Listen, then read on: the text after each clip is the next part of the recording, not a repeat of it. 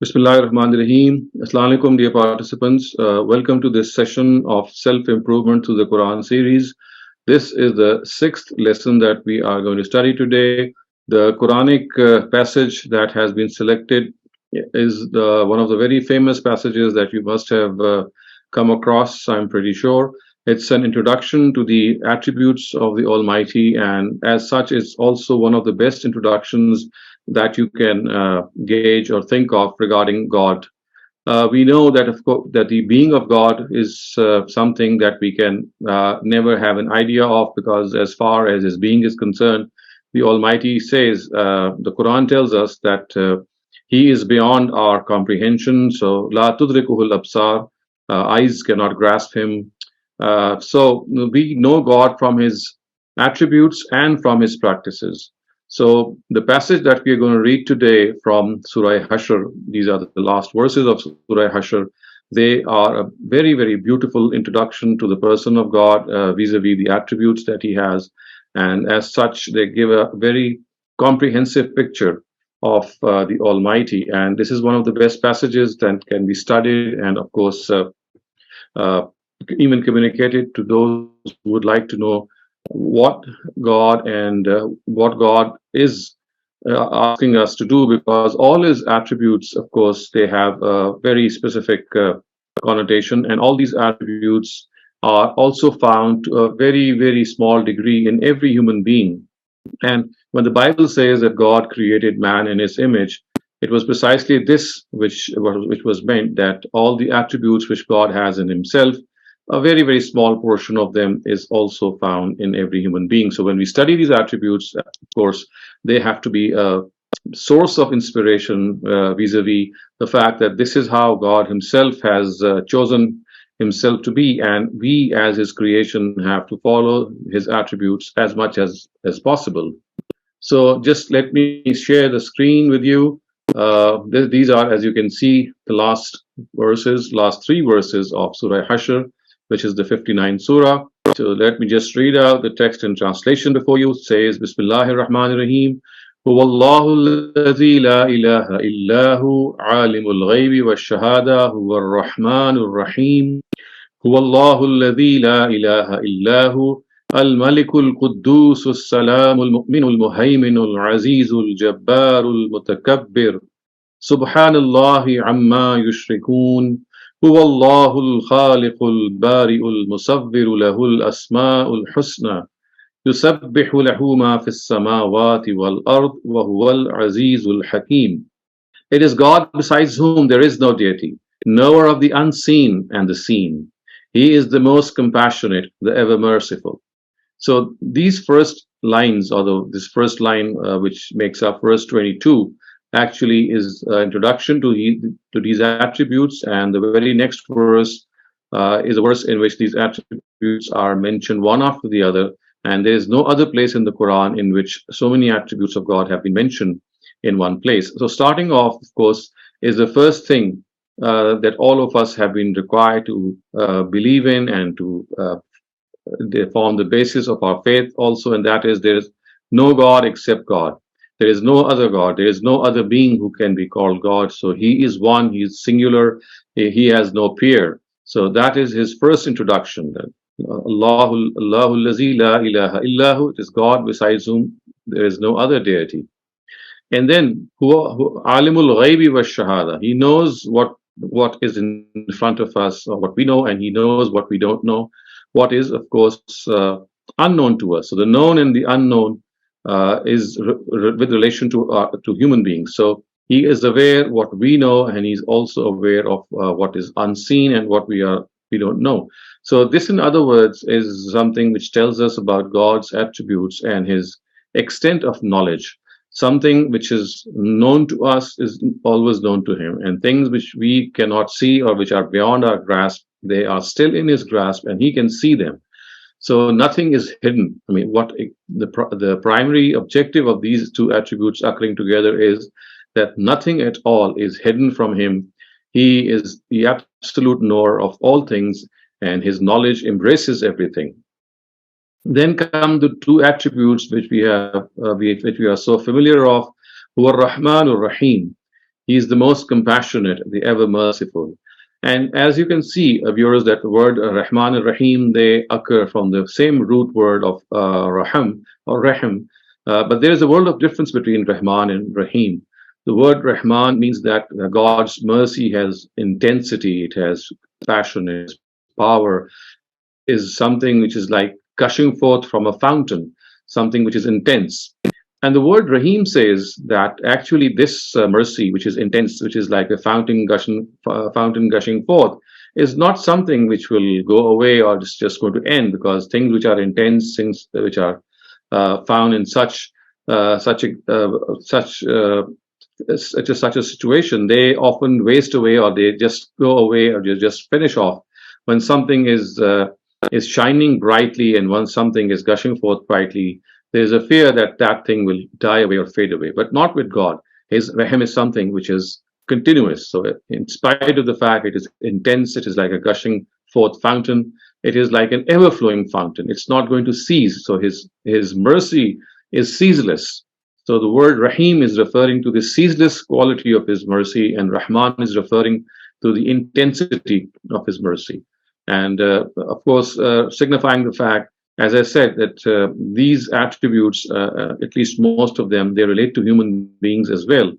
So if God is merciful, if his mercy is flowing, ever flowing, and is also everlasting, then the thing that we have to understand is that as human beings, however much we may feel otherwise, but still in normal circumstances, yes, when we are afflicted with pain, when we are wrong, we do feel this angriness in us. But remember, it has to be soon replaced by emotions of mercy. And it is here that the Almighty wants us to be forgiving and compassionate as well. So remember, the passage that we are studying here is not only an introduction to God's attributes, but most of these attributes which are found in human beings as well. They are meant to motivate and inspire us that the God who is compassionate and the God who is ever merciful wants us to be the same as well, as far as we can. The next verse then repeats the previous first part of the first verse, and it says, Wallahu allazi la ilaha illahu, he is the very God besides whom there is no deity. And then come that string of attributes, which you can see they occur consecutively in sequence, and there is no other place in the Quran which matches this sequence. So it starts off with Al-Malik. So Al-Malik is the sovereign Lord. He is the king.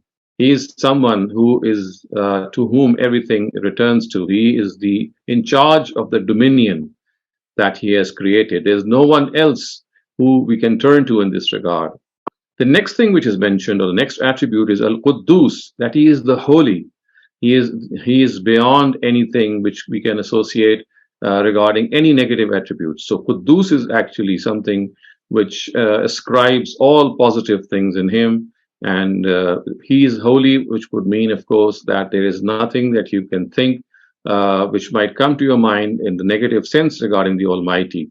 So therefore, if the Almighty is Quddus, if he is holy, he is someone who would never ill wish about his creation. He would never be someone who is going to create problems for his people. Of course, the trials and tests that we are made to pass through, they have a different significance. But remember, basically, God is holy. He is someone who is absolutely pure. And then it says, Assalam. He is the embodiment of peace. And Al-Mu'min, of course, is an attribute of a believer as well. So it comes without this article of definition, which is the Alif Lam. So Mu'min and Al-Mu'min.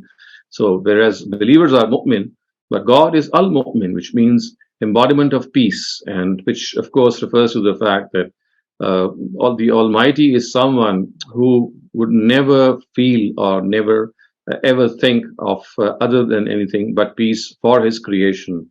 He is peace in entirety. He would like his creation to think of him as a person as a deity who provides this peace to him. So this embodiment of peace means that he provides that peace of mind to human beings as well, and at the same time, he is someone about whom you cannot wish, you cannot even think of any negative attribute in this way.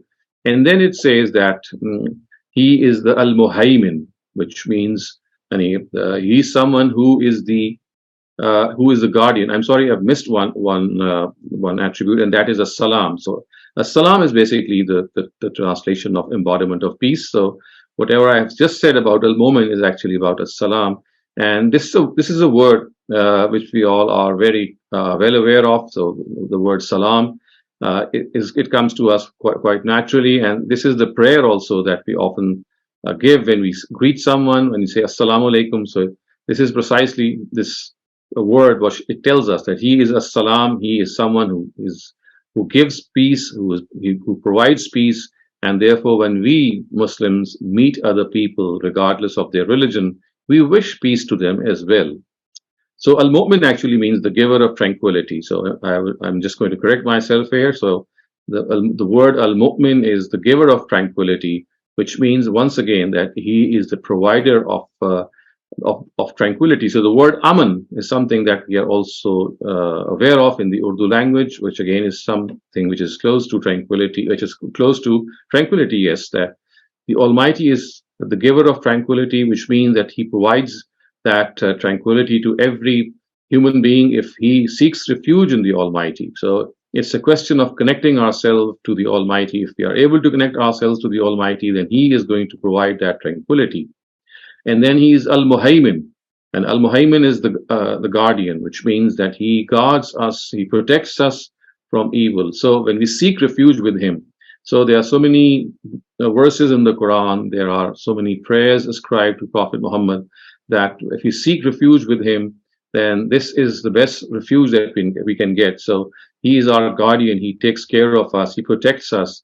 Of course, when that protection is lost on account of some other trial that he wants us to put in, then that is an entirely different thing. Otherwise, he is the person who guards us, who takes care of us, and he is always someone who is there for us. Next comes Al-Aziz, which means that he is the mighty, he is the powerful, he is someone who cannot, no one can dominate him. He is going to dominate others, and his power is something that we must acknowledge. If he created mankind through his power the first time, it would not be difficult at all for him to create or recreate them. Such is the nature of his power, and he is the dominant as well. So he is the extremely powerful and the mighty. These are words which are very close to each other. So the word Al-Aziz would be a person who has the power and the might to dominate others. And Al-Jabbar also is very similar to Al-Aziz. The thing which dominates, or which is more prevalent in the word Jabbar, is the fact that there's no one who can hold his hand if he decides to do something. And then Al-Mutakabbir, that he is the most high, which means that, of course, he is someone beyond whom no one can imagine any superior thing. So superiority rests on him. For human beings, takabbur amounts to arrogance, because there is always someone who is beyond us or who is greater to us. But the Almighty is Al-Mutakabbir, which means he is the most high, he is the most superior. And then the verse ends on these words: exalted is God above what they state as partners. Subhanallahi amma yushrikun. And then the next verse introduces some further attributes of God, who Allahul Khaliqul Bari'ul Musawwir Lahul Asma'ul Husna, which means that he is God, the designer, the creator, and the shaper. Of course, someone who designs, then creates, and then shapes. So these three attributes, they occur in the sequence, which once again means that he first imagines something, he designs something, then he brings that thing into being, and then he perfects it, and he shapes it. So Khaliq, Bari, and Musawwir, they come in a sequence. And then the verse says, all good names are his. Whatever good name you can think of, he has that name.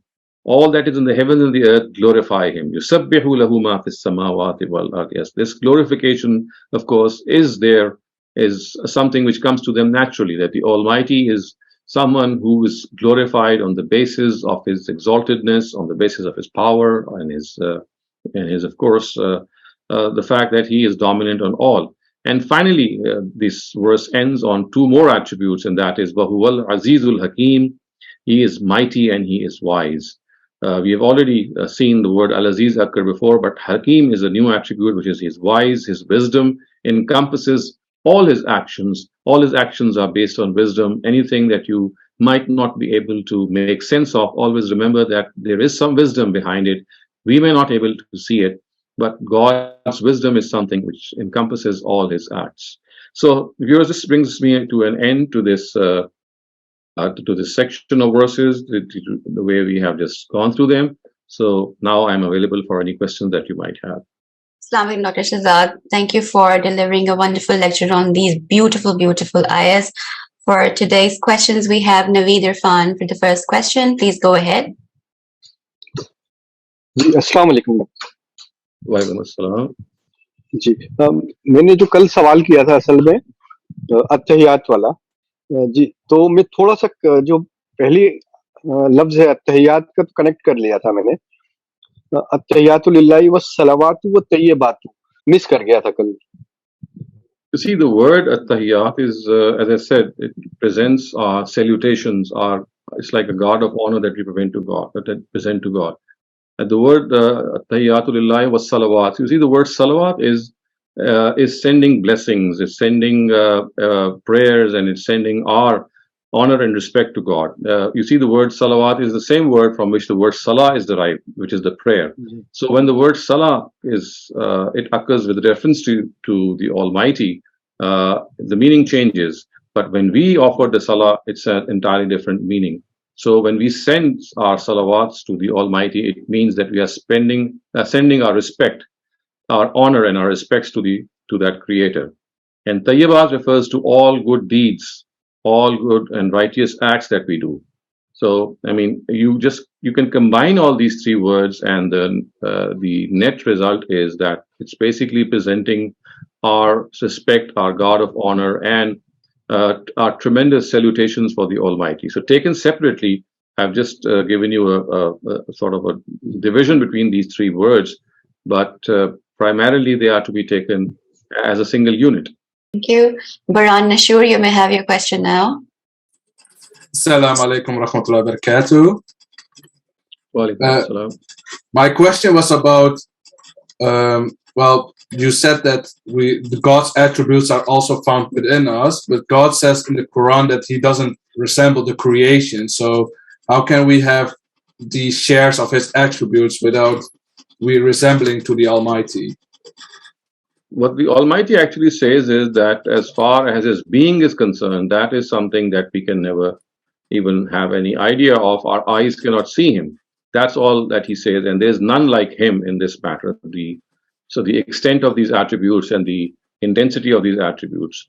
But I mean, you can see that the word, for example, Ra'uf or Rahim is an attribute of God, but the same word in Surah Tawbah is mentioned for the Prophet also.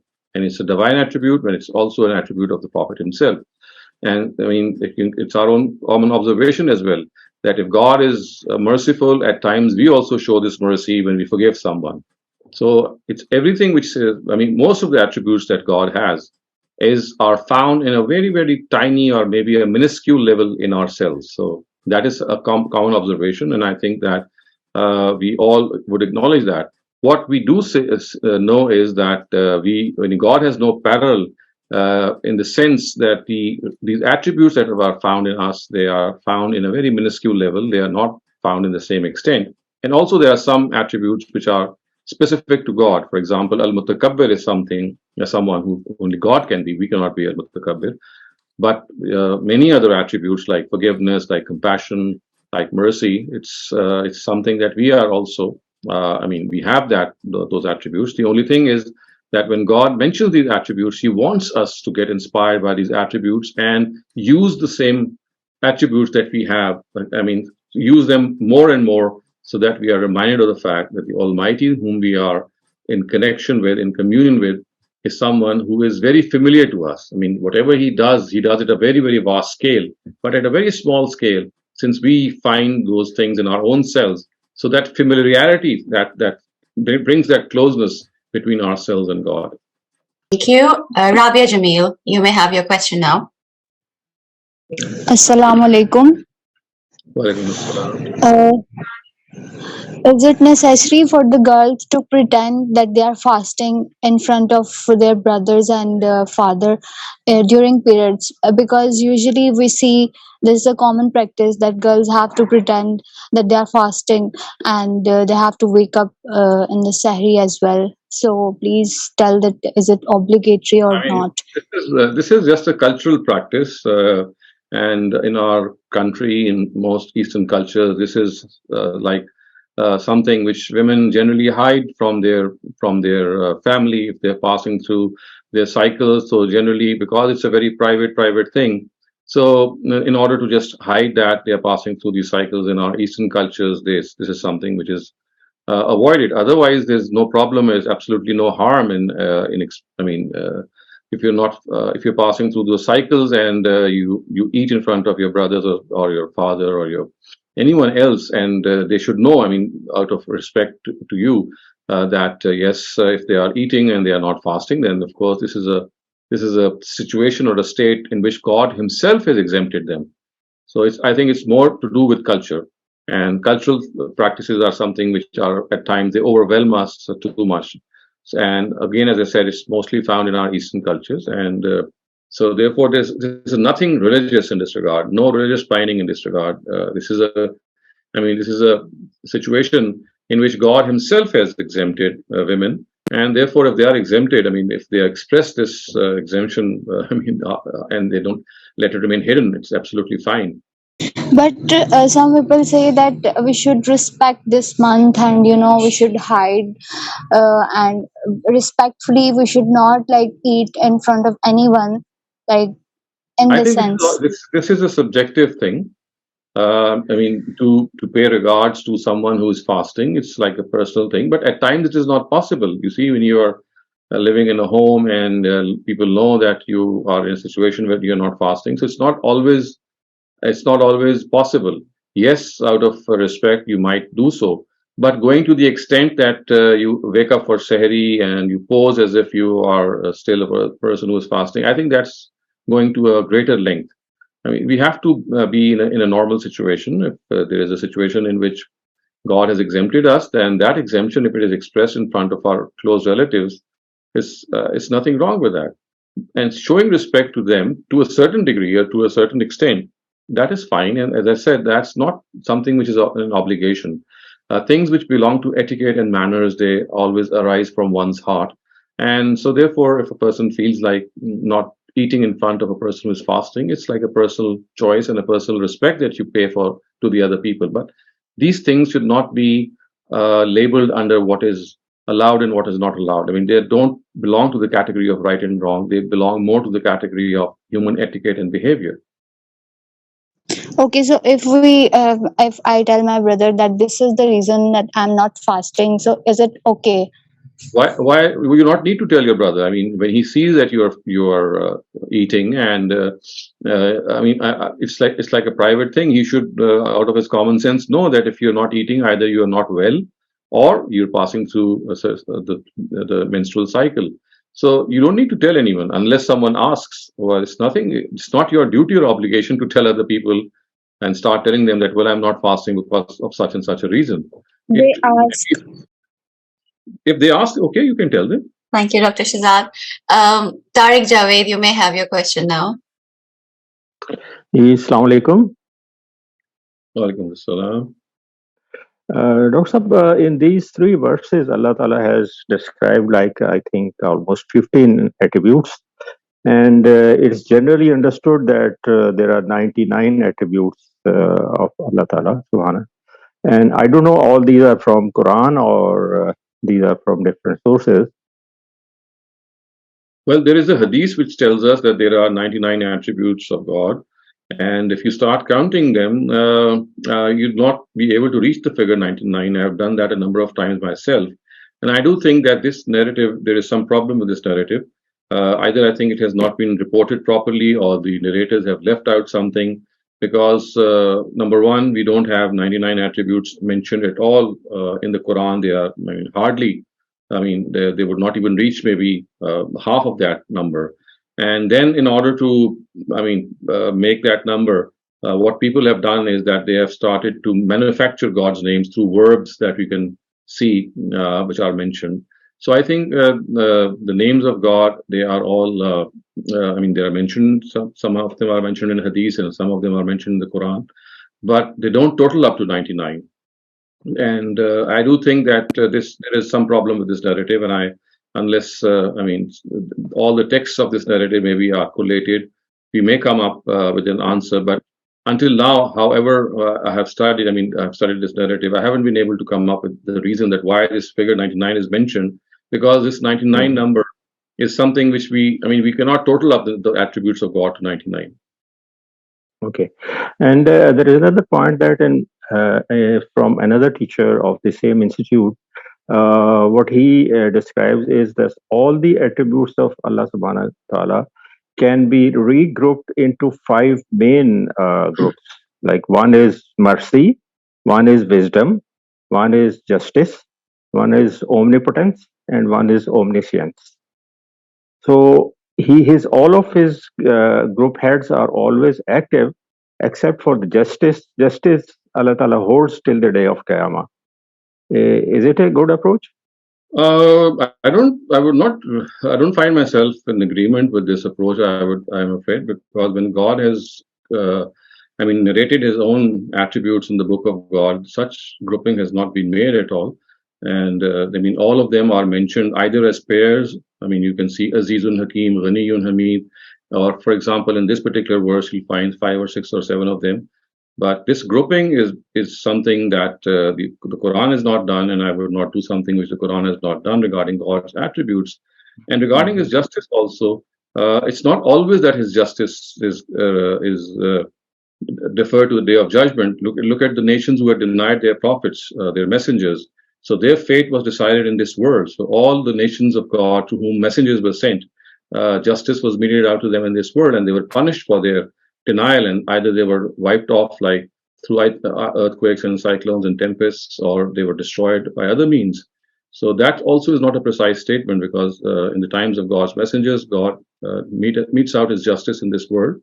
And also in the post-prophetic era, there are instances when this justice can be witnessed. I mean, it's not always there in the post-prophetic era, but in so many occasions we see that a person has become a nuisance for the society, and then suddenly we find God's retribution descending on that person, and he becomes a non-entity. So I think that too is not very accurate. Maybe there are some more details that are needed to discuss these things, but on the face of it, I would not fully agree, I'm afraid. Ubaid, you can have your question now. Sir मेरा सवाल रफुल युदैन के बारे में है कि हमारे यहाँ बहुत सी बातें होती है, कोई कहते हैं कि हाथ कंधों तक उठाने चाहिए, कोई कहते हैं कि कानों तक उठाने चाहिए, तो सही तरीका क्या है रफुल युदैन का, आप अभी करके बता सकते हैं? So there is no prescribed way of Raful Yadain. It's like raising your hands, and it has been left to your discretion. You can raise them as high as this. You can raise them like this. I mean, it's, the sense which is conveyed through these words is that you are raising your hands because you're pronouncing takbir, and takbir is something when you say you are exalting God, you are glorifying Him, and that is a sign of of praising our hands. So there is no hard and fast posture for raising our hands. We just need to raise hands. So someone will go as far as this, someone will just remain like this, and all of them are correct. और एक से ज्यादा रफू युदैन के बारे में बहुत सी हदीसें आती है, तो जैसे एक रफू युदैन होता है शुरू में, उसके बारे में इतनी हदीस क्यों नहीं है? Because that is something which has been transmitted to tawatur.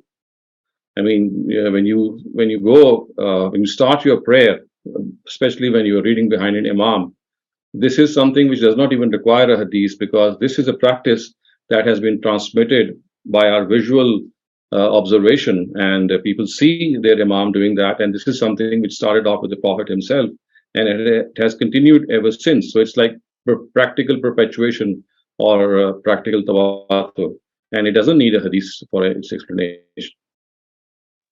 इसका कोई रिटन प्रूफ है कहीं पे? This is not required actually.